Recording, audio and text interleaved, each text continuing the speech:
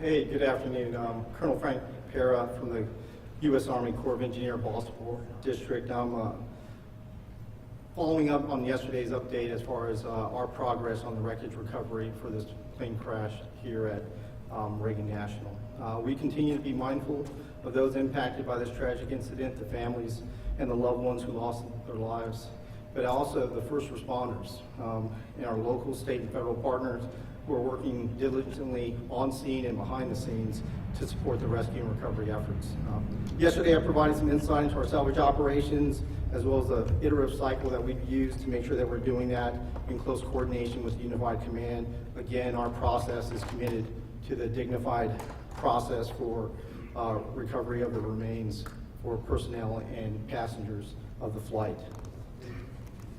As part of today's operations, we did conduct some work stoppages associated with human remains. Assistant Fire Chief Steen can discuss those details further, but I do want to emphasize that should any remains be located, we have done and will continue to do an automatic work stoppage until the proper coordination with the appropriate authorities can be conducted. And today was a very successful day for the most part. We began the effort to clear the wreckage in the Potomac right at sunrise. We left Gravelly Point and then began this larger interagency effort. Throughout the day, we've had some success. The first of the two engines was removed at about 10 o'clock this morning.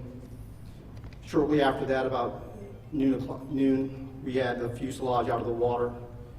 And then about 2:30 this afternoon, we began our salvage operations to begin to bring the wing out of the water. Those were our goals for today.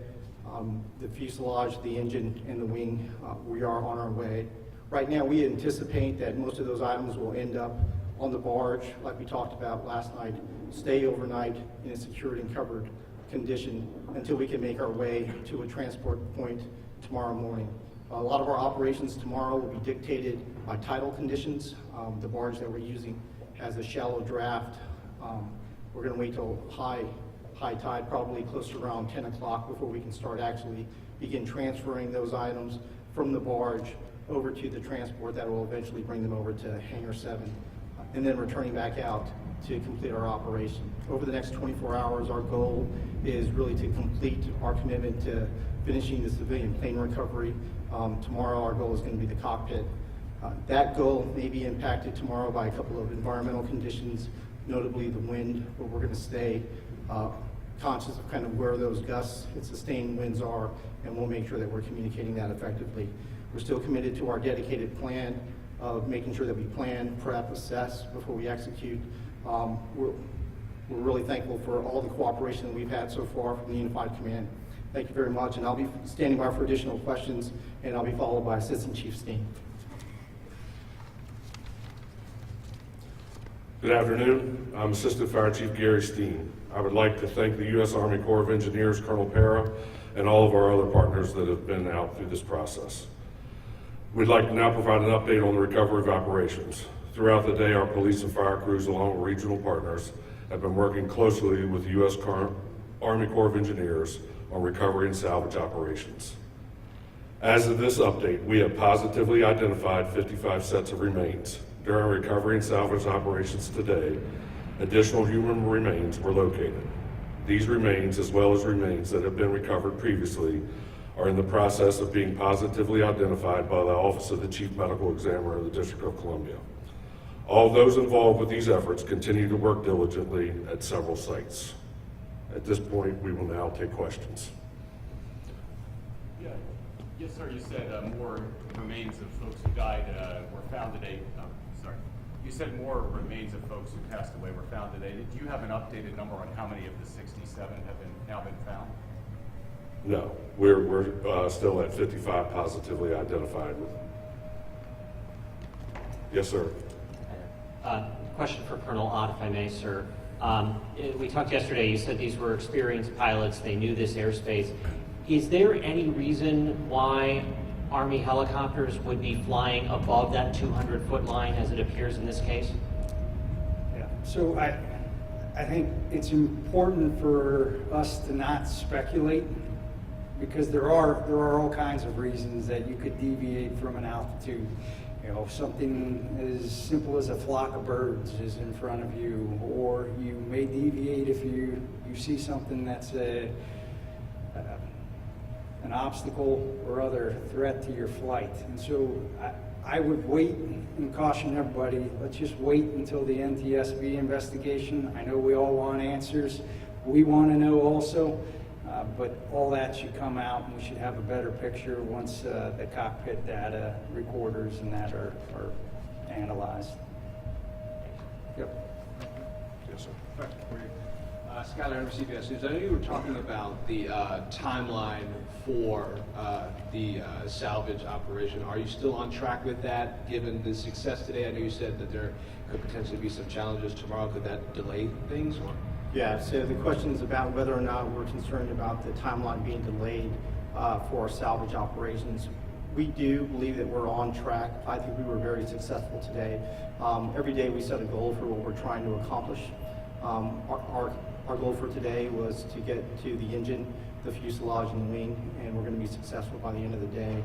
Our goal for tomorrow, based on the reduced timeline and the environmental conditions, is the cockpit, and we equally think we're going to be successful. Yes, sir. Hi, Chief. Tom Costello with NBC News.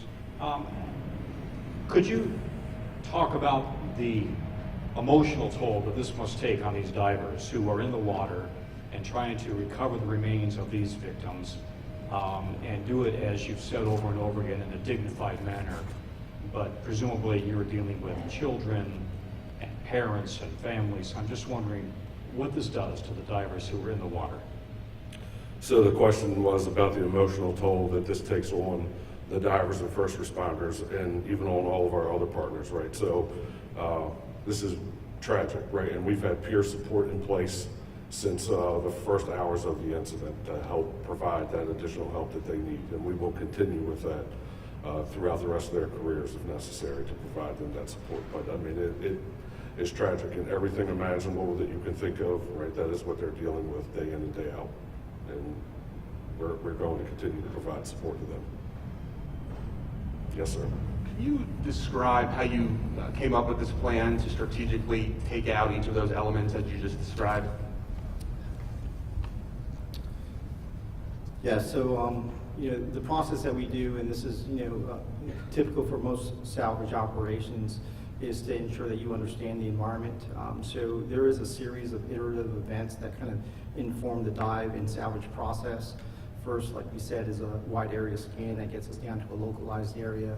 Once we get to that localized area and we're at the wreckage, there's a dive survey that really kind of informs the conditions at that point, and we have to understand the structure to inform the next part, which is the salvage plan. The salvage plan is really the execution of kind of how we're going to lift that day. Now, the only change to any of that is the process that we're doing that addresses the human remains that we talked about before.